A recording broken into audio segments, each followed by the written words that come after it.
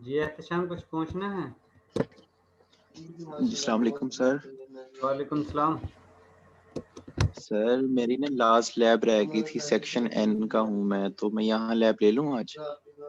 नहीं, इस तरह नहीं होगी यार एहतशाम, सर मैंने आपको मेल क्योंकि की थी उसी दिन। मसला ये है कि आप लोगों का रिकॉर्डिंग और टोटल रिकॉर्ड आप लोगों का डेली का जा रहा है। अच्छा तो बताएं हम उसको यानी किस तरह चेंज करें? सर, क्योंकि सर अगर मैं लैब ना ली शायद मेरी शॉर्ट अटेंडेंस ना हो जाऊँ, मैं इसलिए कह रहा था। देख लें सर अगर पॉसिबल है तो। एहतशाम, हमें बताएं हम क्या करें यार। लैब अटेंड कर लो, कोई इशू नहीं है, लेकिन वो अटेंडेंस में मैं आपका कुछ नहीं कर सकता। अच्छा चलें ठीक है सर, मैं अटेंड कर लेता लैब, फिर देख लेंगे जो। जी जी। Okay sir. अस्सलाम वालेकुम सर। वालेकुम सलाम। रिजवान, क्या हाल है? सर जी अल्हम्दुलिल्लाह ठीक ठाक। आप कैसे हैं? ठीक ठाक? अल्लाह का शुक्र। बाकी स्टूडेंट कहाँ हैं? सर जी अभी 1 मिनट रहता है, टाइम के पाबंद है सर। ये तो है।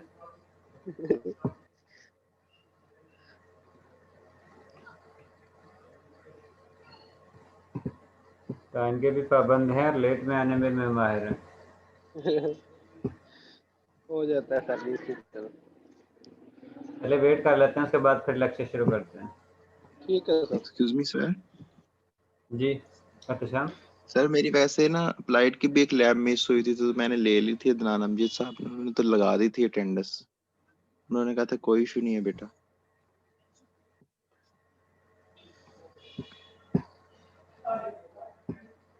एहतशाम, वो बाद में देख लेंगे यार। चलें ठीक है sir, okay sir, thank you so much.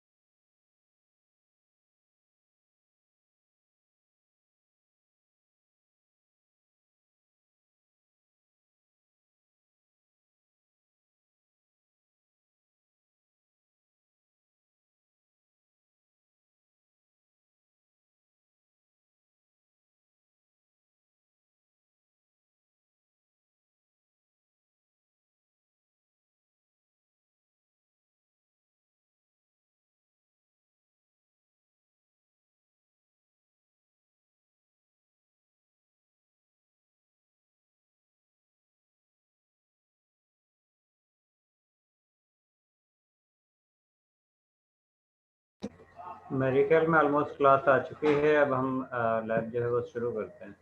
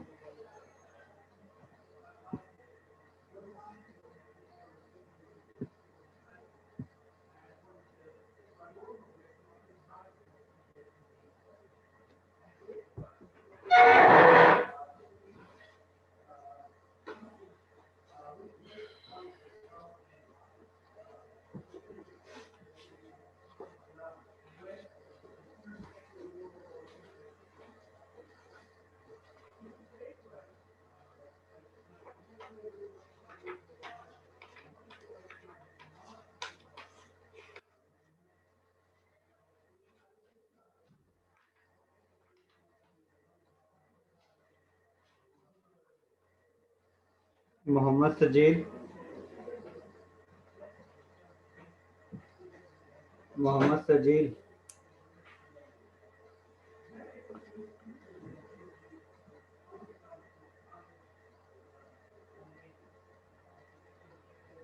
Aqsa Amin,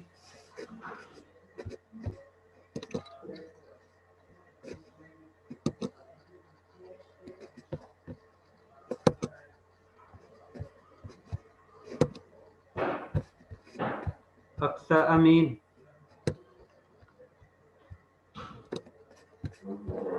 sir Akasha में भी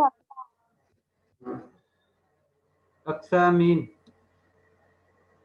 sorry Akasha Amin, present sir. Najifa Mubarak, Present, sir. Yamuna Ali, Present, sir. Shanza,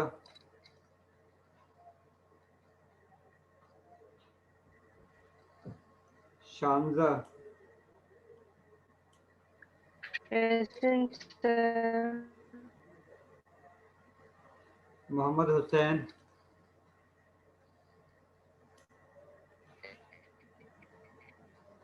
Shanza आपकी अटेंडेंस हो गई है? Present, sir. ठीक है, शानजा लगा दिया आपका अटेंडेंस। मोहम्मद हुसैन,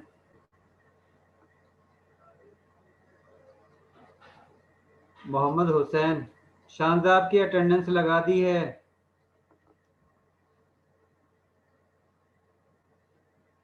समरा खालिक, Present, sir. ज़ेबा यासीन,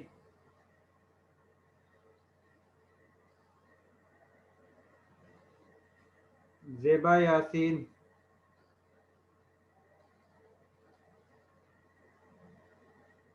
आमना Iqbal,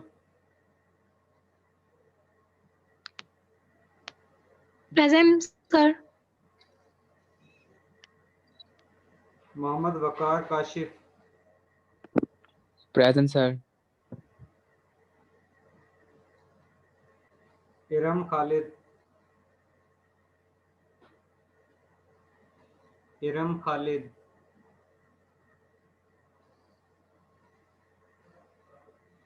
Iram Khalid, Present, sir.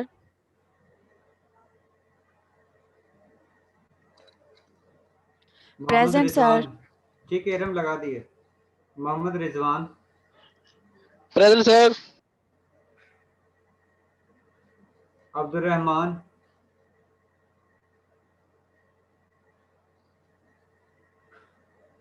Abdul Rahman, Present, sir. Present, sir. Shaista Zafar, Present, sir.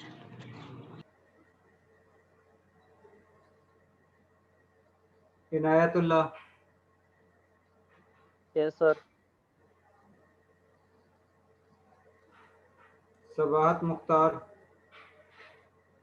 Present, sir. Mohammad Shoaib,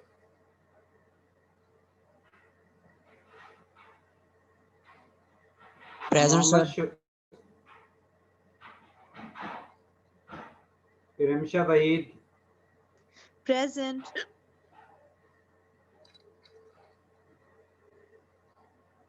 Maimuna Ashraf, Present, sir.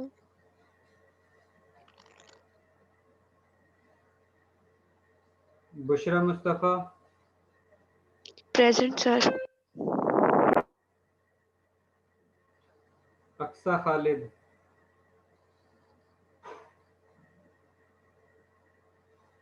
Aqsa Khalid,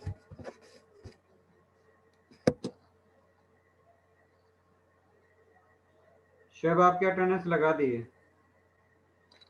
अब वो स्टूडेंट नाम सुन ले जो एब्सेंट है, अगर किसी ने लेट ज्वाइन किया है तो वह भी प्रेजेंट लगवा सकता है। मोहम्मद सजील अमजद, मोहम्मद हुसैन, ज़ेबा यासीन, अक्सा खालिद, इसके अलावा बाकी सारे स्टूडेंट जो हैं वो प्रेजेंट है।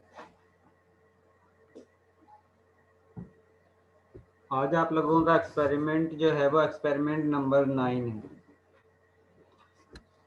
जिसमें आप लोगों ने उस कंपाउंड को आइडेंटिफाई करना है जिसके अंदर फिनोलिक ग्रुप मौजूद होगा।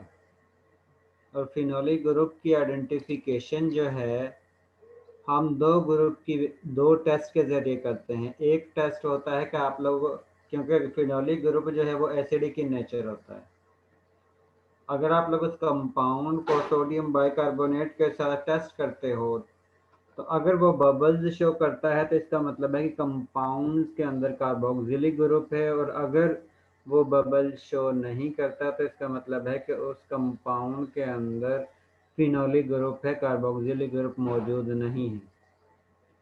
और दूसरा टेस्ट होता है कि आप लोग फिनोलिक ग्रुप का फेरिक क्लोराइड के साथ टेस्ट करते हो, जिसकी वजह से आप लोगों के पास कुछ कलर अपीयर होता है, और वो कलर डिपेंड करता है कि आप लोगों के पास फिनोलिक ग्रुप कौन सा है।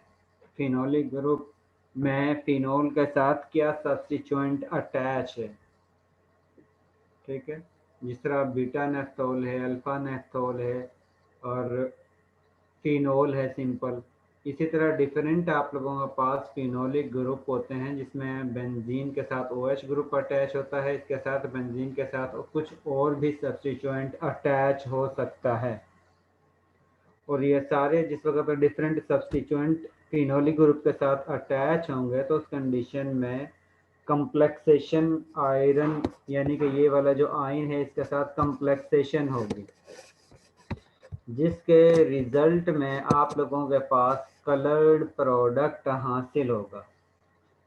और उसका कलर जो है वो डिपेंड करता है कि आप लोगों के पास फिनोलिक ग्रुप का कौन सा डेरिवेटिव है,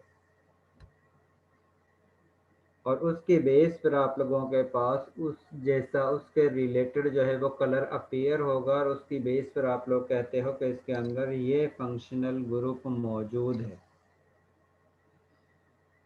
क्योंकि आप लोगों को मैंने लास्ट टाइम भी बताया था कि आप लोगों के पास सिस्टमेटिक वे है जिसके ज़रिए आप लोग किसी भी कंपाउंड को, ऑर्गेनिक कंपाउंड को आइडेंटिफाई करते हो कि आप लोगों के पास ये कंपाउंड कौन सा है।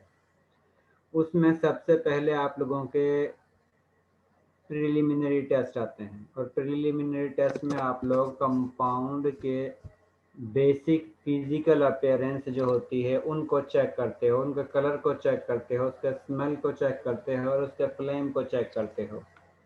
ये 4 टेस्ट जो हैं आप लोगों को कुछ ना कुछ हेल्प आउट करते हैं कि आप लोगों का कंपाउंड क्या है, आप लोगों का कंपाउंड किस जैसा है। क्योंकि हमें एग्जैक्ट तो पता नहीं होता आप लोगों का कंपाउंड क्या है, हमें तो वो बेसिक टेस्ट को यूज़ करके आइडेंटिफाई करना होता है। क्योंकि हर टेस्ट के ज़रिए आप लोगों के पास कुछ ना कुछ इंफॉर्मेशन हासिल होती है, और उन सारी इंफॉर्मेशन को मर्ज करके हम उसके रिज़ल्ट लिखते हैं, और वो रिज़ल्ट जो है वो उस कंपाउंड की आइडेंटिफिकेशन होता है। वो रिज़ल्ट आप लोगों को बताता है कि आप लोगों का कंपाउंड एक्चुअल में कौन सा है। इसीलिए हम कभी भी इस तरह नहीं करते कि एक कंपाउंड लें और उसको डायरेक्ट ही कंफर्मेटरी टेस्ट शुरू कर दें, क्योंकि कंफर्मेटरी टेस्ट के लिए हमें तो नहीं पता कि उसमें कौन सा फंक्शनल ग्रुप मौजूद है, हमें क्या पता उसके अंदर उसकी फिजिकल अपीयरेंस क्या है, हमें क्या पता वो एरोमेटिक है या नॉन एरोमेटिक है। इसके लिए हमें सारी बेसिक टेक्निक, बेसिक स्टेप से लेकर लास्ट स्टेप तक कंपाउंड को आइडेंटिफाई करना होता है। और इसमें बेसिक टेक्निक, बेसिक टेस्ट जो हैं वो सबसे पहले आप लोगों के प्रिलिमिनरी टेस्ट आते हैं, और इन प्रिलिमिनरी टेस्ट के अंदर आप लोगों के पास फिजिकल अपीयरेंस होती है, कंपाउंड का कलर हासिल होता है, उसके ऑडोर जो है वो आप लोगों के पास हासिल होती है, और इसके साथ आप लोगों फ्लेम टेस्ट करते हो। आप लोगों के प्रिलिमिनरी टेस्ट में ये 4 टेस्ट हासिल होते हैं, जिसके ज़रिए आप लोगों के पास कुछ ना कुछ इंफॉर्मेशन हासिल होती है। बुशरा मुस्तफ़ा,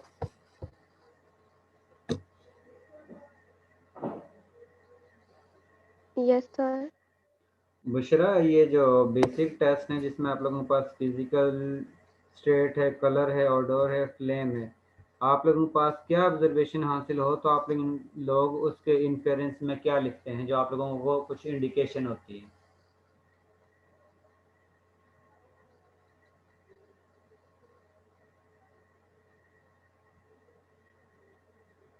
सर जैसे कलर है, हम कलर का नेम लिखेंगे, फ्लेम जी कलर लिखेंगे, इस तरह से होगा। देखें, अगर आप लोगों के पास फिजिकल स्टेट में उसकी फिजिकल अपीयरेंस होती है कि आप लोगों के पास जो क्रिस्टलाइन इन नेचर है वो लिक्विड फॉर्म में है या सॉलिड फॉर्म में है या इमॉर्फस इन नेचर है। तो हम लिखते हैं, अगर आप लोगों के पास कंपाउंड जो है इमॉर्फस इन नेचर है तो ऑब्जर्वेशन में लिख देते हैं इमॉर्फस इन नेचर, और इन्फेरेंस में हम ये लिखते हैं कि इमॉर्फस नेचर कंपाउंड में बी प्रेजेंट, या वो कंपाउंड जो लिक्विड फॉर्म में होते हैं या क्रिस्टलाइन फॉर्म में होते हैं वो कंपाउंड जो है वो एब्सेंट है। इन दोनों में से कोई सा एक सेंटेंस आप लोग लिख सकते हो। इसके बाद है कलर। क्या कलर आप लोगों के पास अगर कंपाउंड का कोई कलर हासिल नहीं होता, इसका मतलब है कि वो वाले कंपाउंड जिनका कलर है वो एब्सेंट होंगे। या आप लोग ये भी लिख सकते हो कलरलेस कंपाउंड में भी प्रेजेंट। अगर वाइट कलर है तो उस कंडीशन में वाइट कलर कंपाउंड में भी प्रेजेंट, यानी कि वाइट कलर के अलावा अगर कोई और कंपाउंड है तो वो एब्सेंट होगा। वाइट कलर में से कोई कंपाउंड आप लोगों के पास आइडेंटिफाई होगा, क्योंकि डिफरेंट कंपाउंड का डिफरेंट कलर होता है। इसके बाद थर्ड टेस्ट है कि उसको आप लोगों ने चेक करना है कि उसके स्मेल किस तरह की है, उसकी ओडोर किस तरह की है। अगर आप लोगों के पास ओडोर लेस है, यानी कि आप लोगों के पास कोई स्मेल नहीं हासिल होती कंपाउंड की, तो आप लोग इन्फरेंस में लिख देते हो कि आप लोगों के पास ओडोर लेस कंपाउंड में भी प्रेजेंट। या आप लोग ये भी लिख सकते हो कि amino group containing and ester group containing compounds are absent, क्योंकि आप लोगों के पास अगर आप लोगों के पास कंपाउंड के अंदर अमाइनो ग्रुप होगा तो उस कंडीशन में आप लोगों के पास ओडोर जो है ऑब्जर्वेशन में हासिल होगी फिश लाइक स्मेल, जिसमें आप लोग इन्फरेंस में लिखते हो कि अमाइनो ग्रुप में भी प्रेजेंट। और अगर आप लोगों के पास फ्रूट लाइक स्मेल हासिल होती है तो उस कंडीशन में ऑब्जर्वेशन में लिखते हो फ्रूट लाइक स्मेल, और आप लोगों इन्फरेंस में लिख देते हो एस्टर ग्रुप में भी प्रेजेंट। और इसके अलावा अगर कोई और यानी कि आप लोगों के पास स्मेल आती है तो उस हिसाब से ही आप लोग यहाँ इन्फरेंस में रिजल्ट में उसका यानी कि आप लोग लिख देते हो। जो अगर आप लोगों के पास ऑब्जर्वेशन में हासिल होती है रूटन एग, यानी जिस तरह खराब अंडा होता है उसकी स्मेल आती है, तो उस कंडीशन में मोस्टली आप लोगों के पास अल्डिहाइडिक कंपाउंड मौजूद होता है। तो इन्फरेंस में लिख देते हो कि अल्डिहाइडिक ग्रुप में भी प्रेजेंट। इसके बाद फोर्थ टेस्ट है कि आप लोग कंपाउंड को स्लाइटली अमाउंट सॉलिड कंपाउंड की स्पैचुला पर लेते हो और उसको डायरेक्ट बर्न करते हो, और बर्न करने के बाद अगर आप लोगों के पास स्मोकी फ्लेम हासिल होता है, अगर आप लोगों के पास ब्लैक कलर का धुआं हासिल होता है, तो इसका मतलब है कि आप लोगों का कंपाउंड जो है वो स्मोकी फ्लेम शो करता है। और स्मोकी फ्लेम जो है आप लोगों को एरोमेटिक कंपाउंड जो है वो शो करेंगे। उससे इंडिकेशन होगी कि आप लोगों का कंपाउंड जो है वो एरोमेटिक इन नेचर है। आप लोगों ने लिखना है कि स्मोकी फ्लेम ऑब्जर्वेशन में, और इन्फेरेंस में लिख देना है कि एरोमेटिक कंपाउंड में भी प्रेजेंट। इसके बाद आप लोगों के ये प्रिलिमिनरी टेस्ट कंप्लीट हो गए हैं। अब आप लोगों ने नेक्स्ट टेस्ट करने हैं जिसमें आप लोगों के पास सोल्यूबिलिटी टेस्ट आते हैं।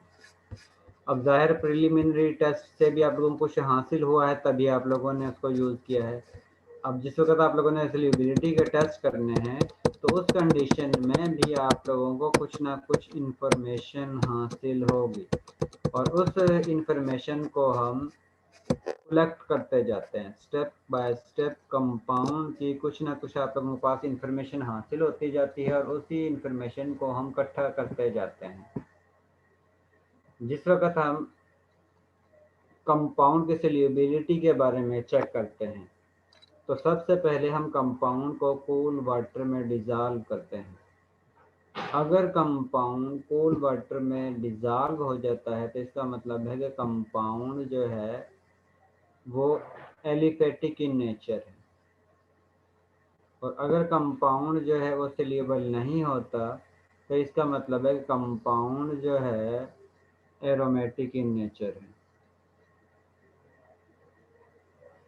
और अगर आप लोगों का कंपाउंड जो है कूल वाटर के बाद आप लोगों ने उसको हॉट वाटर में डिज़ोल्व करके चेक करना है। अगर वो हॉट वाटर में सोल्यूबल हो जाता है तो इसका मतलब है कूल वाटर में डिज़ोल्व नहीं हुआ लेकिन हॉट वाटर में डिज़ोल्व हो गया है। तो इसका मतलब है कि आप लोगों का कंपाउंड जो है वो एरोमेटिक इन नेचर है और हाईली पोलर है।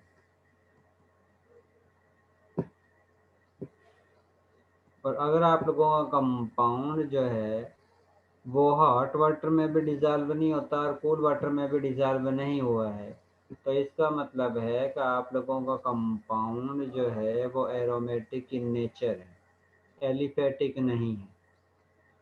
उसके बाद आप लोग उस कंपाउंड को डिज़ोल्व करते हो ईथर के अंदर, जिस वक्त वाटर में भी डिज़ोल्व नहीं हुआ है, कूल वाटर में भी डिज़ोल्व नहीं हुआ है और हॉट वाटर में भी डिज़ोल्व नहीं हुआ है। उसके बाद फिर आप लोग इसको डिज़ोल्व करते हो ईथर के अंदर। अगर आप लोगों का कंपाउंड ईथर के अंदर डिज़ोल्व हो जाता है तो इसका मतलब है कि आप लोगों का कंपाउंड जो है वो नॉन पोलर है। और अगर आप लोगों का कंपाउंड जो है ईथर के अंदर डिज़ोल्व नहीं होता, इसका मतलब है कि आप लोगों का कंपाउंड जो है वो पोलर है। क्योंकि आप लोगों ने ये पढ़ा है कि लाइक डिज़ोल्व लाइक, यानी कि पोलर कंपाउंड जो हैं वो पोलर सॉल्वेंट में ही डिज़ोल्व होंगे और नॉन पोलर कंपाउंड जो है वो नॉन पोलर सॉल्वेंट में ही डिज़ोल्व होंगे। और आप लोगों के पास ईथर जो है वो नॉन पोलर सॉल्वेंट है। इसका मतलब है कि आप लोगों का कंपाउंड जो है अगर ईथर में सोल्यूबल है तो इसका मतलब है कि कंपाउंड जो है वो नॉन पोलर है, और अगर वो ईथर में सोल्यूबल नहीं है तो इसका मतलब है कि आप लोगों का कंपाउंड जो है वो पोलर इन नेचर है। इसके बाद आप लोग उसको सोल्यूबल करके चेक करते हो बेसिक सॉल्यूशन के अंदर, सोडियम हाइड्रोक्साइड के सॉल्यूशन के अंदर। अगर आप लोगों का कंपाउंड जो है वो सोडियम हाइड्रोक्साइड के अंदर सोल्यूबल हो जाता है तो इसका मतलब है कि आप लोगों का कंपाउंड जो है वो एसिडिक इन नेचर है, क्योंकि एसिड ने सोडियम हाइड्रोक्साइड के सॉल्यूशन के साथ रिएक्शन करके साल्ट बनाना है, और साल्ट मोस्टली साल्ट जो है वो वाटर में सोल्यूबल होते हैं, जो इंडिकेट करता है कि आप लोगों का सॉल्यूशन जो है उसने बेस के साथ रिएक्शन किया है, रिएक्शन करने के बाद वो कन्वर्ट हुआ है साल्ट के अंदर और वो उसकी वजह से वो सोल्यूबल हो चुका है। इसका मतलब है कि जिस वक्त कंपाउंड को आप लोगों ने सोडियम हाइड्रोक्साइड के सॉल्यूशन में ऐड किया है तो उसने साल्ट बनाया है और उसकी वजह से वो सोल्यूबल हो चुका है। और अगर वो सोडियम हाइड्रोक्साइड के सॉल्यूशन में सोल्यूबल नहीं होता तो इसका मतलब है कि आप लोगों का कंपाउंड जो है या तो बेसिक इन नेचर है या फिर वो न्यूट्रल है, तो वो ना ही एसिडिक है ना ही बेसिक है। इसके बाद हम उसको सोल्यूबिलिटी चेक करते हैं HCl सॉल्यूशन के अंदर। तो अगर कंपाउंड जो है वो HCl के सॉल्यूशन में डिज़ोल्व हो जाता है तो इसका मतलब है कि कंपाउंड जो है वो बेसिक इन नेचर है, जिसकी वजह से बेस ने HCl के सॉल्यूशन के साथ रिएक्शन किया है, रिएक्शन करने के बाद वो साल्ट में कन्वर्ट हुआ है और वो साल्ट जो है वो वाटर सोल्यूबल है। और अगर वो सोल्यूबल नहीं होता तो इसका मतलब है कि एसिड का उस कंपाउंड पर कोई इफेक्ट नहीं हुआ, या तो फिर कंपाउंड एसिडिक ही होगा या फिर कंपाउंड जो है वो एम्फोटेरिक होगा, कंपाउंड जो है वो न्यूट्रल होगा, यानी कि ना ही एसिडिक होगा ना ही बेसिक होगा। अब सोल्यूबिलिटी से आप लोगों के पास क्या क्या इंफॉर्मेशन हासिल हुई है? एक, आप लोगों को ये पता चला है कि आप लोगों का कंपाउंड जो है वो पोलर है या नॉन पोलर है। एक, आप लोगों को ये पता चला है कि आप लोगों का कंपाउंड जो है वो एसिडिक है या बेसिक है या न्यूट्रल है। और एक, आप लोगों के पास ये इंफॉर्मेशन हासिल हुई है कि आप लोगों का कंपाउंड जो है वो एरोमेटिक है या एलिफेटिक है। अब इन इंफॉर्मेशन को हम इन्फेरेंस में लिखते जाते हैं और उसको साथ में स्टोर करते जाते हैं। उसके बाद नेक्स्ट टेस्ट आता है एलिमेंट डिटेक्शन। एलिमेंट डिटेक्शन ऐसा टेस्ट है जिसके ज़रिए आप लोग ये बताते हो कि कंपाउंड के अंदर क्लोरीन मौजूद है या नहीं है, कंपाउंड के अंदर ब्रोमीन एटम जो है मौजूद है या नहीं है, कंपाउंड के अंदर आयोडीन एटम मौजूद है या नहीं है, कंपाउंड के अंदर नाइट्रोजन मौजूद है या नहीं है, और कंपाउंड के अंदर सल्फर मौजूद है या नहीं है। क्योंकि अगर आप कंपाउंड के अंदर नाइट्रोजन एब्सेंट होगी, इसका मतलब है कि वो वाले फंक्शनल ग्रुप जो इसमें नाइट्रोजन ग्रुप प्रेजेंट होता है वो टोटली फंक्शनल ग्रुप एब्सेंट हो जाते हैं। और अगर आप उनका कंपाउंड के अंदर सल्फर मौजूद नहीं है तो इसका मतलब है वो वाले फंक्शनल ग्रुप जिसमें सल्फर इन्वॉल्व होती है, सल्फर एटम जो है वो मौजूद होता है, वो फंक्शनल ग्रुप एब्सेंट हो जाते हैं। ये कह लो कि ये कंपाउंड एलिमेंट डिटेक्शन जो है आप लोगों को फंक्शनल ग्रुप की आइडेंटिफिकेशन के लिए हेल्प देते हैं। एलिमेंट डिटेक्शन का टेस्ट आप लोगों को यह हेल्प आउट करता है कि आप लोगों को बेसिकली आइडिया हो जाता है कि कौन सा ग्रुप प्रेजेंट हो सकता है और कौन सा ग्रुप एब्सेंट हो सकता है। और इसको हम किस तरह करते हैं, इस टेस्ट के लिए हम सबसे पहले सोडियम एक्सट्रैक्ट सॉल्यूशन बनाते हैं। और सोडियम एक्सट्रैक्ट सॉल्यूशन किस तरह बनाते हैं, Iram Khalid, sodium extract solution हम किस तरह बनाते हैं?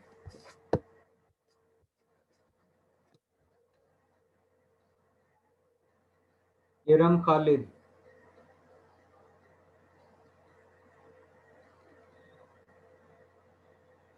Yes sir. सोडियम एक्सट्रैक्ट का सॉल्यूशन हम किस तरह बनाते हैं? सर आई थिंक उसमें ना हम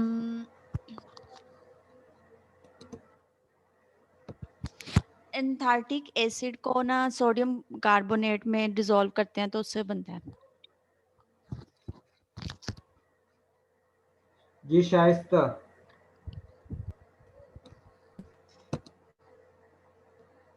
यस सर। शाइस्ता ये सोडियम एक्सट्रैक्ट हम किस तरह बनाते हैं? सर सर पता नहीं। शाइस्ता ये आप लोगों की 9th लैब है और इसके बाद लास्ट लैब है, उसके बाद फाइनल है।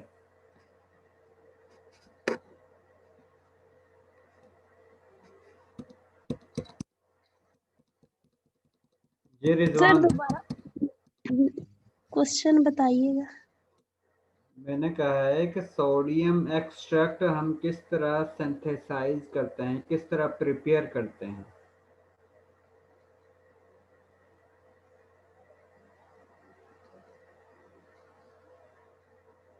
चलें मैं बता देता हूँ कि इसमें आप लोग फ्यूजन ट्यूब के अंदर सबसे पहले सोडियम मेटल ऐड करते हो।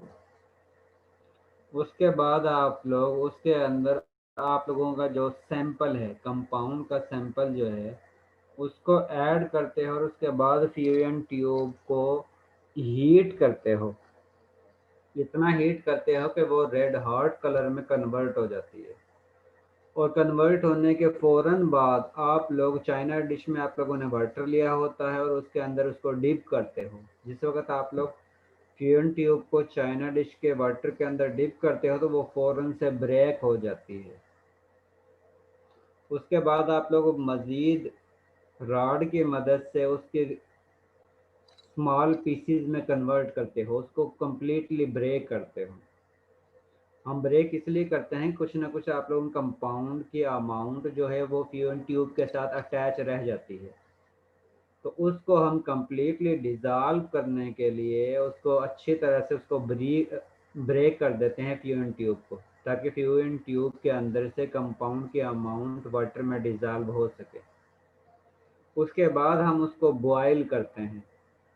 जो इस वाटर के अंदर आप लोगों ने फ्यूजन ट्यूब को ऐड किया है उसको आप लोग अच्छी तरह से बॉयल करते हो और इतनी देर तक बॉयल करते हो कि जिसमें से आप लोगों के पास 1/3 पार्ट वाटर का बाकी बचे, यानी कि 3 हिस्सों में से 2 हिस्से पानी के इवेपरेट हो जाएं और 1 हिस्सा पानी का बाकी बचे। और उस को आप लोगों ने बाद में फ़िल्टर करना है। फ़िल्टर करने के बाद जो आप लोगों के पास वाटर के अंदर सॉल्यूशन हासिल होता है उसको हम कहते हैं सोडियम एक्सट्रैक्ट। और उस सोडियम एक्सट्रैक्ट को आप लोग हैलोजन के डिटेक्शन के लिए, नाइट्रोजन के डिटेक्शन के लिए और सल्फर के डिटेक्शन के लिए यूज़ करते हो। आप लोग सोडियम एक्सट्रैक्ट लेते हो, उसमें नाइट्रिक एसिड ऐड करते हो और डिल्यूट सिल्वर नाइट्रेट ऐड करते हो, और उसकी वजह से अगर आप लोगों के पास कलर अपीयर होता है, प्रेसिपिटेट हासिल होते हैं, और वो प्रेसिपिटेट या तो वाइट कलर के हों या पेल येलो कलर के हों या फिर ब्राउन कलर के हों, तो उस कंडीशन में आप लोगों के पास क्लोरीन, ब्रोमीन या आयोडीन मौजूद होगा।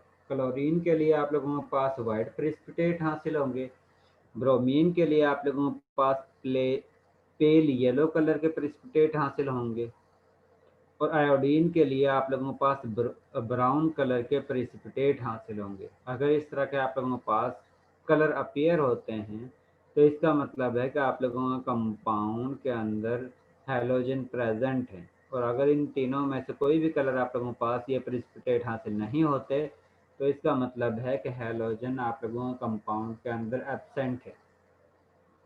इसके बाद आप लोग चेक करते हो नाइट्रोजन एटम के प्रेजेंस और एब्सेंस के बारे में। इसके लिए आप लोग सोडियम एक्सट्रैक्ट लेते हो, उसमें फेरस सल्फेट जो है वो ऐड करते हो, उसके बाद उसको हीट करते हो, फिर कूल करते हो, उसके बाद फिर कंसनट्रेटेड सल्फ्यूरिक एसिड ऐड करते हो। ऐड करने के बाद अगर आप लोगों के पास पर्शियन ब्लू प्रेसिपिटेट या कलर इंडिकेट होता है, कलर आप लोगों को शो होता है, तो इसका मतलब है कि आप लोगों का नाइट्रोजन एटम प्रेजेंट है आप लोगों के कंपाउंड के अंदर। और अगर आप लोगों के पास पर्शियन ब्लू कलर अपीयर नहीं होता तो इसका मतलब है कि नाइट्रोजन जो है वो एब्सेंट है। इसके बाद थर्ड टेस्ट है सल्फर के लिए। उसमें आप लोग सोडियम एक्सट्रैक्ट लेते हो, और हर टेस्ट के लिए आप लोग सोडियम एक्सट्रैक्ट जो है जो आप लोगों ने बनाया हुआ है उसको आप लोग यूज़ करते हो। पहले जो टेस्ट के लिए जो आप लोगों ने इस्तेमाल किया है उसको आप लोग फर्दर यूज़ नहीं करते हो। आप लोग सोडियम एक्सट्रैक्ट लेते हो, उसके अंदर आप लोग एसिटिक एसिड ऐड करते हो, उसके बाद लेड एसीटेट का सोल्यूशन ऐड करते हो, और अगर आप लोगों के पास ब्लैक प्रेसिपिटेट हासिल होते हैं, ब्लैक कलर शो होता है, तो इसका मतलब है कि सल्फर जो है वो प्रेजेंट होगा। और अगर आप लोगों के पास ब्लैक प्रेसिपिटेट ऑब्जर्वेशन में हासिल नहीं होते तो इन्फेरेंस में जो है वो सल्फर एलिमेंट जो है वो एब्सेंट होगा। इसके बाद नेक्स्ट टेस्ट है सैचुरेटेड और अनसैचुरेटेड, जिसमें आप लोग बताते हो कि कंपाउंड के अंदर डबल बॉन्ड या कार्बन कार्बन डबल बॉन्ड या कार्बन कार्बन ट्रिपल बॉन्ड मौजूद है या नहीं है। ये सैचुरेटेड और अनसैचुरेटेड उनके लिए इस्तेमाल नहीं होता जिसमें कार्बन डबल बॉन्ड ऑक्सीजन हो, या नाइट्रोजन डबल बॉन्ड नाइट्रोजन हो, या कार्बन ट्रिपल बॉन्ड नाइट्रोजन हो, उनकी आइडेंटिफिकेशन ये नहीं करता है। ये सैचुरेटेड और अनसैचुरेटेड टेस्ट जो है सिर्फ कार्बन डबल बॉन्ड कार्बन या कार्बन ट्रिपल बॉन्ड कार्बन की आइडेंटिफिकेशन के लिए ही इस्तेमाल होता है। और इसके लिए हम बेसिकली दो टेस्ट इस्तेमाल करते हैं जिसके ज़रिए आप लोगों को आइडेंटिफाई होता है कि आप लोगों का कंपाउंड जो है वो सैचुरेटेड है या अनसैचुरेटेड है। Unsaturated mean carbon double bond carbon है या कार्बन ट्रिपल बॉन्ड कार्बन है। तो उस कंडीशन में एक टेस्ट के लिए आप लोग कंपाउंड सोल्यूशन लेते हो और उसके अंदर आप लोग ब्रोमीन वाटर सोल्यूशन ऐड करते हो, और ब्रोमीन वाटर सोल्यूशन ऐड करने के बाद अगर ब्रोमीन वाटर का कलर डिसअपियर हो जाता है, डिस्चार्ज हो जाता है, तो इसका मतलब है कंपाउंड के अंदर डबल बॉन्ड मौजूद है। और अगर उसका कलर जो है वो डिस्चार्ज नहीं होता तो इसका मतलब है कि कार्बन जो है उसमें कोई भी कंपाउंड के अंदर कोई भी डबल बॉन्ड मौजूद नहीं है। इसके बाद दूसरा टेस्ट है कि आप लोग कैमेनोफोर के साथ उसका ट्रीटमेंट करते हो। कंपाउंड सोल्यूशन लेते हो और उसके अंदर आप लोग डिल्यूट कैमेनोफोर सोल्यूशन ऐड करते हो, और ऐड करने के बाद अगर उसका कलर जो है वो डिस्चार्ज हो जाता है या ब्राउनिश कलर में कन्वर्ट हो जाता है, तो इसका मतलब है कि आप लोगों का कंपाउंड जो है वो अनसैचुरेटेड है, कि उसमें कोई ना कोई डबल बॉन्ड या कार्बन कार्बन ट्रिपल बॉन्ड मौजूद है। और अगर कलर जो है वो चेंज नहीं होता, डिस्चार्ज नहीं होता, तो इसका मतलब है कि कंपाउंड के अंदर कार्बन डबल बॉन्ड कार्बन या कार्बन ट्रिपल बॉन्ड कार्बन मौजूद नहीं है। इसके बाद नेक्स्ट टेस्ट होता है पीएच टेस्ट, जिसके ज़रिए आप लोगों को इंफॉर्मेशन मिलती है कि आप लोगों का कंपाउंड जो है वो एसिडिक इन नेचर है, बेसिक इन नेचर है या न्यूट्रल है। इसमें आप लोग कंपाउंड सॉल्यूशन लेते हो और उसके अंदर रेड लिटमस पेपर को ऐड करते हो। अगर रेड लिटमस पेपर जो है वो ब्लू में कन्वर्ट हो जाता है तो इसका मतलब है कि आप लोगों का कंपाउंड जो है वो बेसिक इन नेचर है। और अगर रेड लिटमस पेपर का कलर चेंज नहीं होता तो इसका मतलब है कि आप लोगों का कंपाउंड जो है या तो एसिडिक होगा या न्यूट्रल होगा। अब न्यूट्रल और एसिडिक में हम किस तरह आइडेंटिफाई करते हैं, आप लोग उसी कंपाउंड का सॉल्यूशन लेते हो और उसको आप लोग ब्लू लिटमस पेपर से टेस्ट करवाते हो, और अगर उसका कलर जो है ब्लू लिटमस पेपर का रेड में शिफ्ट हो जाता है तो इसका मतलब है कि कंपाउंड जो है वो एसिडिक इन नेचर होगा। और अगर उसका कलर चेंज नहीं होता, ब्लू लिटमस पेपर का भी अगर कलर चेंज नहीं होता तो इसका मतलब है कि कंपाउंड जो है वो न्यूट्रल है, ना ही एसिडिक है ना ही बेसिक है, बल्कि वो न्यूट्रल है।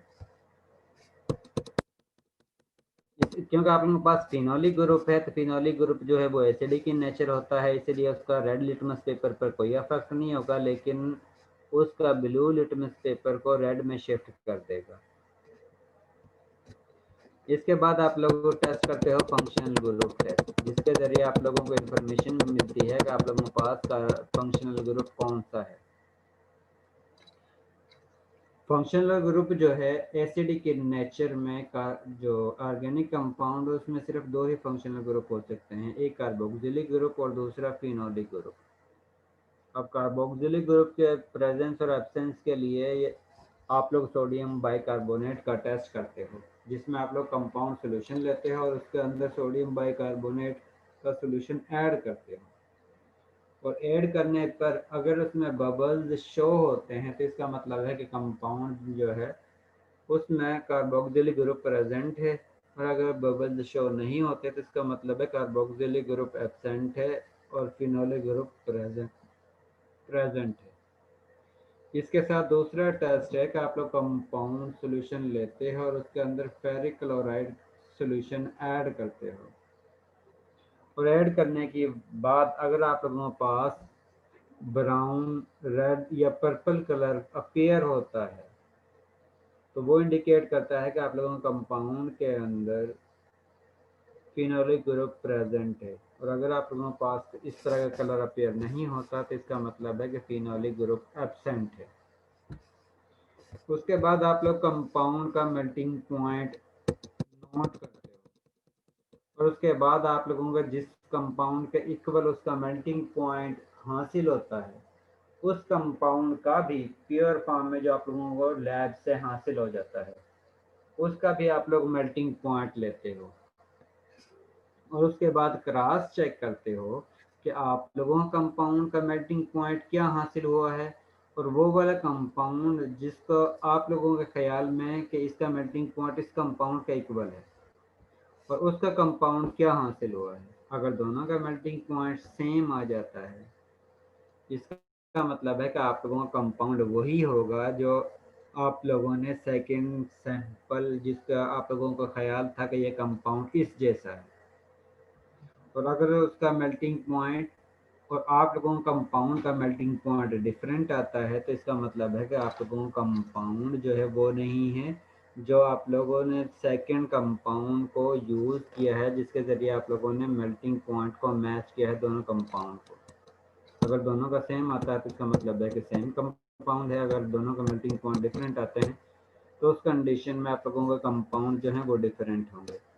और लास्ट में आप लोग रिजल्ट लिख देते होगा जो भी आप लोगों का कंपाउंड आइडेंटिफाई किया है, आप लोगों ने जो भी कंपाउंड कंफर्म किया है उसको आप लोगों ने यहाँ पर लिख देना है कि आप लोगों को जो गिवन सैंपल मिला था उसमें ये कंपाउंड मौजूद था जो आप लोगों ने आइडेंटिफाई कंफर्म किया है।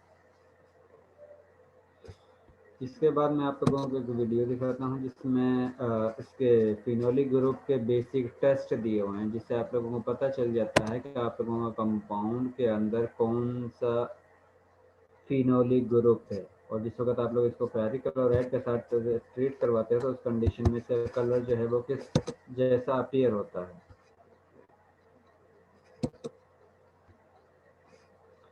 अब इसके अंदर डिफरेंट जो है वो फिनोलिक ग्रुप यूज किए हुए हैं, जिसकी वजह से जिस वक्त आप लोग उसमें फेरिक क्लोराइड ऐड करते हो तो उस कंडीशन में डिफरेंट ही उसका कलर अपीयर होगा।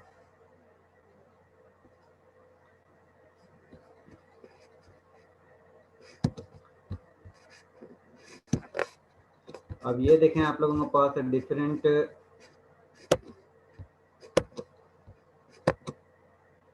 कंपाउंड हैं जिनके अंदर फिनोलिक ग्रुप मौजूद है, और ये साथ में उनका नाम भी लिखा हुआ है।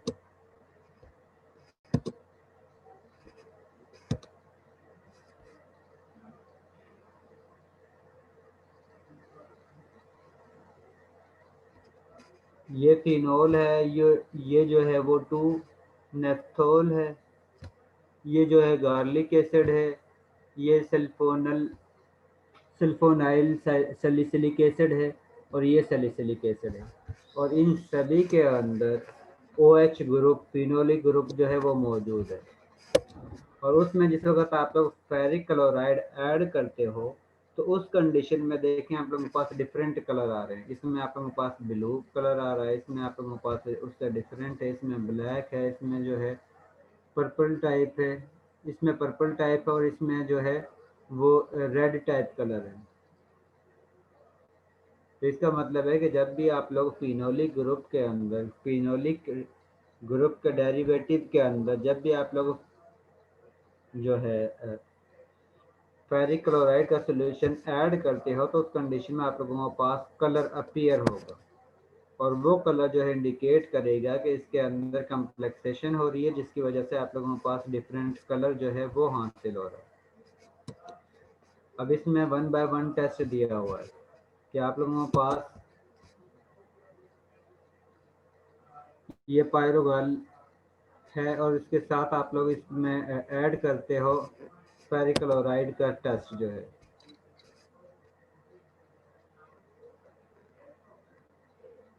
इसके अंदर जो है वो 3 OH ग्रुप अटैच होते हैं।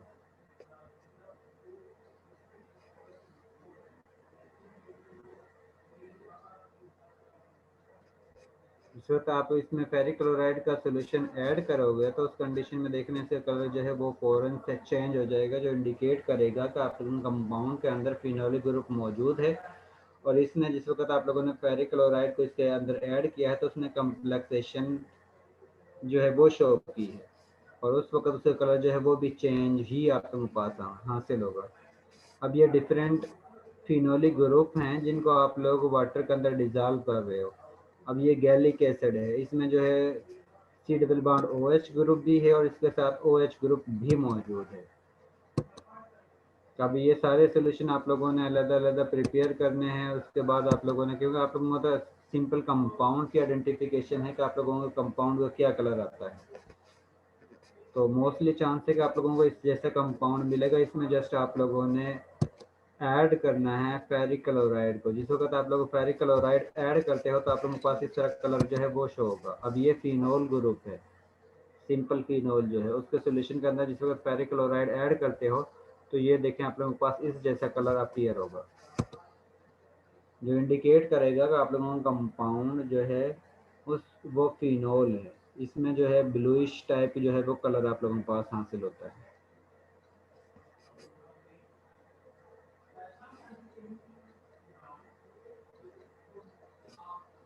ये आप लोगों के पास 2-नेफ्थोल है, जिसमें आप लोगों को फेरिक क्लोराइड ऐड करते हो तो उसके फौरन बाद इसका कलर देखें आप लोगों के पास चेंज होना शुरू हो जाता है। इसके बाद गैलिक एसिड में जिस वक्त ऐड करते हो तो उस कंडीशन में इसका जो है वो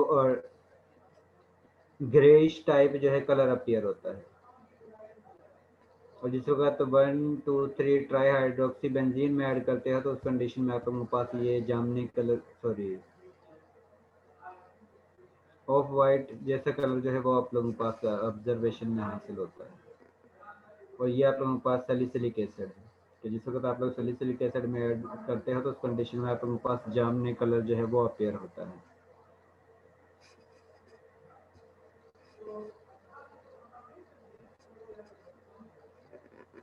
और इस तरह आप लोग बता सकते हो कि जिस वक्त कंपाउंड सोल्यूशन में आप लोग फेरिक क्लोराइड ऐड करते हो, उसकी वजह से अगर आप लोगों के पास इस जैसा कोई कलर अपीयर होता है तो उससे इंडिकेशन होगी कि आप लोगों के कंपाउंड के अंदर फिनोलिक ग्रुप मौजूद है। और अगर इसमें फिनोलिक ग्रुप ना हो तो इसका मतलब है तो उस कंडीशन में आप लोगों के पास कलर चेंज नहीं होगा। अब ये हाइड्रोक्विनोन ऐसा होता है जिसमें OH ग्रुप मौजूद नहीं होता है, तो उसमें ऐड करते हैं तो उसके कलर जो है वो चेंज नहीं हो रहा। अब ये आप लोगों के पास डिफरेंट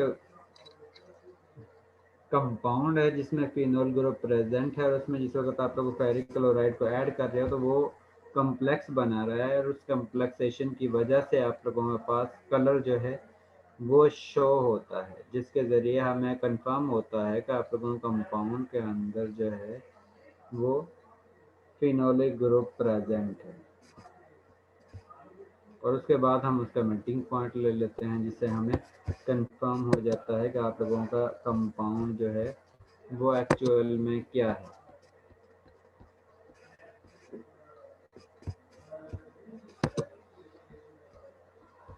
इस एक्सपेरिमेंट में अगर आप लोगों को कोई भी पॉइंट क्लियर ना हुआ हो या कोई भी कंफ्यूजन है तो वो आप लोग पूछ सकते हो।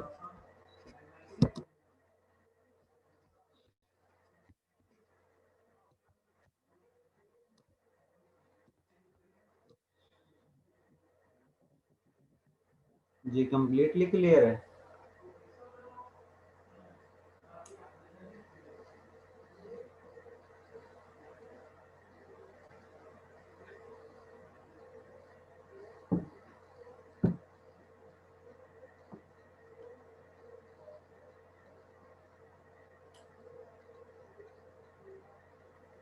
सर जी मैम मुन्ना। सर ये फाइनल का पूछना था, ये कब है लैब की फाइनल? अभी तक डिसाइड नहीं है, मेरे ख्याल में ऑलमोस्ट जो है 2 हफ्ते बाद आप लोगों के लैब के फाइनल शुरू हो जाएंगे, या 1 हफ्ते के बाद आप लोगों के लैब के फाइनल शुरू हो जाएंगे। जी सर सर। अभी तो हमारे असाइनमेंट्स भी नहीं लिए। किसकी? लैब सर की? अभी सिर्फ एक ही क्विज हुआ है ना। लैब के एक क्विज हुआ है, आगे असल में अभी डिसाइड नहीं हुआ कि आप लोगों को फर्दर जो है वो क्विज लेना है या फिर आप लोगों को असाइनमेंट लेनी है। सर फाइनल कैंपस में होगा? अभी तक ये भी डिसाइड नहीं हुआ है कि ऑन कैंपस होगा या ऑनलाइन होगा, क्योंकि अभी तो ये डिसाइड होना है ना कि हुकूमत यानी क्या डिसाइड करती है कि आप लोगों को जो है यूनिवर्सिटीज कॉलेज जो है ओपन करने हैं या फिर लॉकडाउन शुरू करना है। सर अगर मैंने न्यूज़ उन्होंने बंद देखी कर थी दिए, कि मतलब लॉकडाउन शुरू कर दिया, तो हमारी फिर यूनी तो वाले ऑनलाइन लेंगे या कैंपस में? ज़्यादा चांस है कि ऑनलाइन ही होगा। सर मैंने ना ये 6 साल पहले की न्यूज़ देखी थी, उसमें था कि 2 माह के लिए ना वो कह रही हैं कि तजवीज़ दी है उन्होंने कि लॉकडाउन लगा दिया जाए, तालीमी इदारे ना खोले जाएं, क्योंकि अभी तो 3rd अलर्ट आ गई है ना कोरोना की। इसके स्ट्रक्चर कह रहे थे हर वीक चेंज हो रहा है। हाँ ये तो है, लेकिन ये भी तो है कि बयान कभी भी यानी कि वो तो डिपेंड करता है ना कि आगे उसको तजवीज़ को वो एक्सेप्ट करते हैं या रिजेक्ट कर देते हैं, क्योंकि ये भी उन्हें पता चल रहा है ना कि क्योंकि एजुकेशन का नुकसान भी बहुत ज़्यादा हो रहा है। और दूसरा ये भी है कि चलो एजुकेशन को तो ये बंद कर देते हैं, लेकिन बाकी चीज़ें तो फिर भी इसी तरह चल रही हैं। अब जिस तरह यानी कि गवर्नमेंट फिर जी कहेगी अच्छी से आप सर लोगों को बताए। जी जी सर आप बताएं। मैं कह रहा हूँ जिस तरह भी फिर डिसाइड होगा तो फिर उसके मुताबिक ही फिर ज़ाहिर है उन्होंने करना है कि अगर लॉकडाउन लग जाता है तो ज़ाहिर है फिर तो आप लोगों को ऑनलाइन ही होगा, और अगर लॉकडाउन नहीं लगता तो फिर आप लोगों का ऑन कैंपस होगा। जी सर वो तो इतने तक कह रहे थे, मतलब न्यूज़ में, कि जून से सितंबर तक ले जाएंगे ये जो छुट्टियां हैं वो लॉकडाउन। सर आप इतना हमारी असाइनमेंट्स वगैरह ले लेना तब तक, क्योंकि दूसरी लैब्स के भी हम असाइनमेंट्स ही दे रहे थे इसलिए। केमिस्ट्री डिपार्टमेंट में किसी ने ली है? सर अप्लाइड केमिस्ट्री की हमने असाइनमेंट दी है। किसने? सर किसके लैब पास? की असाइनमेंट हमने अभी तक कोई सबमिट नहीं करवाई। जी सर हमने करवाई है लैब की असाइनमेंट नंबर 1। किसको? सर अदनान की, सर अदनान की। असल में ये है कभी डिपार्टमेंट में डिसाइड ही नहीं हुआ है कि असाइनमेंट लेनी है या क्विज लेना है, क्योंकि ये भी हो सकता है अगर यूनिवर्सिटी ओपन हो जाती है तो आप लोगों में अगर कोई एक लैब भी ऑन कैंपस होती है या आप लोगों का फाइनल भी ऑन कैंपस होता है तो उसी वक्त क्विज भी लिया जा सकता है, और अगर नहीं होती तो फिर जाहिर फिर तो असाइनमेंट ही आप लोगों को लेनी पड़ेगी। ये मैं आप लोगों को नेक्स्ट वीक में बता दूंगा। Okay sir. ठीक है, अब वो स्टूडेंट जो एब्सेंट है वो एक का नाम सुन लें। मोहम्मद सजील, मोहम्मद हुसैन। Yes sir, Mohammad Hussain. ठीक है, हुसैन आपकी अटेंडेंस हो गई है। Zeba Yasin, Zeba Yasin. Present sir. Sir ठीक है, प्रेजेंट सर, मैं लेट ठीक आई। ठीक है ज़ेबा आपकी अटेंडेंस हो गई है। इसके बाद अक्सा खालिद,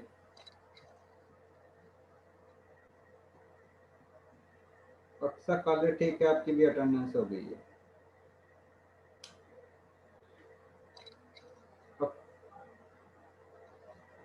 अब इस एक्सपेरिमेंट में से अगर आप लोगों ने कुछ पूछना है तो वो आप लोग पूछ सकते हो।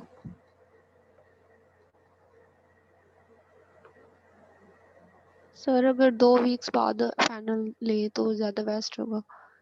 सर वो कजन की शादी है। नमूना असल में वो फिर यूनिवर्सिटी ही डिसाइड करती है कि यूनिवर्सिटी में किस तरह यानी कि सिस्टम शुरू कर दें, किस वक्त फाइनल शुरू करें किस वक्त ना करें, वो फिर उसके मुताबिक ही चलता है। जी सर, अब तो सब घर में है, स्टूडेंट्स भी सब घरों में है। नहीं तो मैं आने बना में रही भी हूँ, टाइम लेट लगता ही है। है।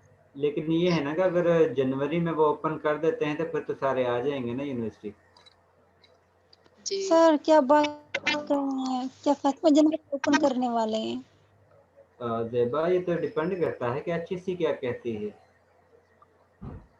उफ, यानी कि गवर्नमेंट क्या फैसला लेती है। जाहिर है यानी कि गवर्नमेंट जो कहेगी उस पर ही अमल होगा। सर अगर गवर्नमेंट की बात हो रही है ना तो रात न्यूज में देख रही थी, वो तो 2 मंथ और इंक्रीज करने का सोच रही है छुट्टियां। हाँ, तो अगर यानी गवर्नमेंट लॉकडाउन लगा देती तो जाहिर है फिर तो कोई भी नहीं आ सकता ना, फिर तो जाहिर है ऑनलाइन ही सिस्टम होगा।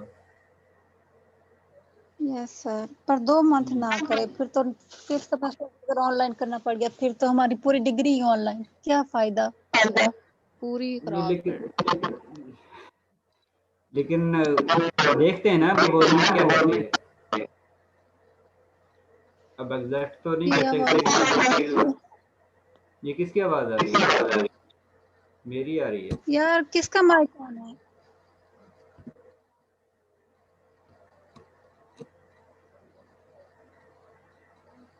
चलो देखते हैं गवर्नमेंट क्या डिसाइड लेती है इस पर। सर अच्छा ही डिसीजन ले कोई।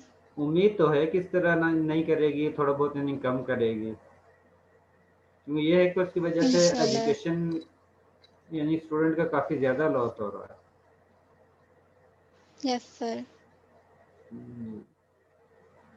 लेकिन ये भी है कि वो भी यानी कि ये भी तो कोशिश करते हैं कि अब कोरोना जिस तरह यानी कि इंक्रीज़ होता जा रहा है, डेथ रेट जो है वो भी इंक्रीज़ होता जा रहा है, उस चीज़ को भी तो वो फिर माइंड में रखते हैं कि आप लोगों को नुकसान ना हो, क्योंकि अगर जिस तरह यस कहते सर। हैं ना जान है तो जहान है, अगर जान ही नहीं है तो फिर जहान का क्या फ़ायदा है। Yes sir. जी, दुआ करें कि अल्लाह ताला जो है हालात अच्छे कर दे। इंशाल्लाह सर 2021 अच्छा होगा। इंशाल्लाह। वैक्सीन तो हो गई, कह रही है नहीं क्या उसकी नहीं। वैक्सीन जो अब आजकल जो इंजेक्शन लग रहे हैं वो बड़े कॉस्टली हैं। हाँ वैक्सीन के इंजेक्शन।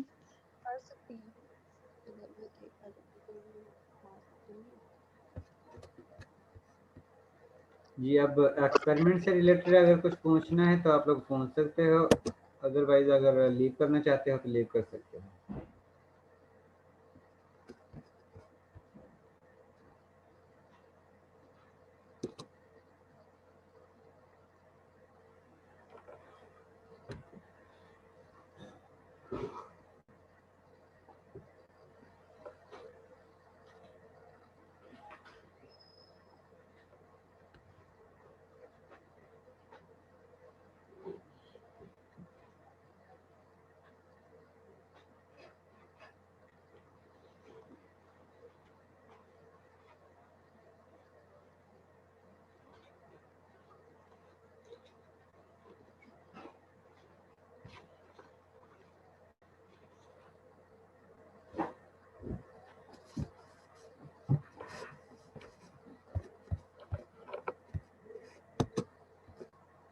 ठीक, अल्लाह हाफिज।